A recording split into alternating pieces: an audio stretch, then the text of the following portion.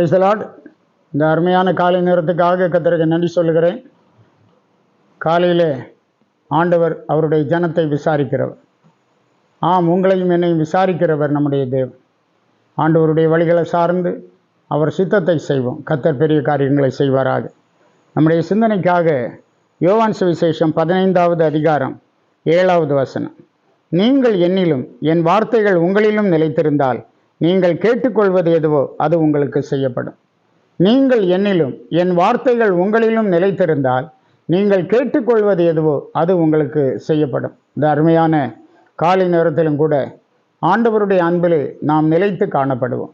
தேவனுக்கு உகந்தவர்களாக காணப்படுவோம். அவர் சித்தத்தை நிறைவேற்றுவோம். கர்த்தரில் நிலைத்திருக்கிற ஒரு இருதயம் நமக்கு எப்போதும் உண்டாகட்டும். அப்போஸ்தலனாகிய யோவான் முதல் நிருபத்தில் 5ஆம் அதிகாரம் 14-15 வசனங்களில் இவ்விதமாக சொல்லுகிறார். நாம் எதை கேட்டாலும், நாம் எதையாகிலும் அவருடைய சித்தத்தின்படி கேட்டால் அவர் நமக்கு செவி கொடுக்கிறார் என்பதே அவரை பற்றி நாம் கொண்டிருக்கிற தைரியம். நாம் எதை கேட்டாலும் அவர் நமக்கு செவி கொடுக்கிறார் என்று நாம் அறிந்தோமானால் அவரிடத்தில் நாம் கேட்டவைகளை பெற்றுக்கொண்டோம் என்றும் அறிந்திருக்கிறோம்.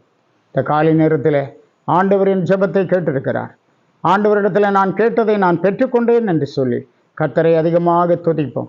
அவர் நமக்காக எல்லாவற்றையும் செய்கிற தேவன். கேளுங்கள் தரப்படும் என்று சொன்னவர் மெய்யான ஆசீர்வாதங்களை தந்து நம்மை நடத்துகிறார். கர்த்தர் உங்களோடு இருப்பாராக. ஜெபிப்போம். ஜெபத்தை கேட்கிற எங்கள் அன்பின் ஆண்டவரே, நாங்கள் துதிக்கிறோம். ஆசீர்வாதமான இந்த வேலைக்காக கர்த்தருக்கு நன்றி சொல்லுகிறோம். எத்தனையோ நன்மைகளையும் ஆசீர்வாதங்களையும் எங்களுக்கு தந்து எங்களை நடத்துகிறேன். இந்த காலை நேரத்திலும் நிறைவான பலனை ஆண்டவர் உம்முடைய பிள்ளைகளுக்கு கொடுக்கும்படியாக ஜெபிக்கிறோம். அதிசயமான காரியங்களை செய், பலப்படுத்தும், கூட இரும். இயேசு மூலம் கேட்கிறோம் பிதாவே. ஆமென். ஆமென். God bless you.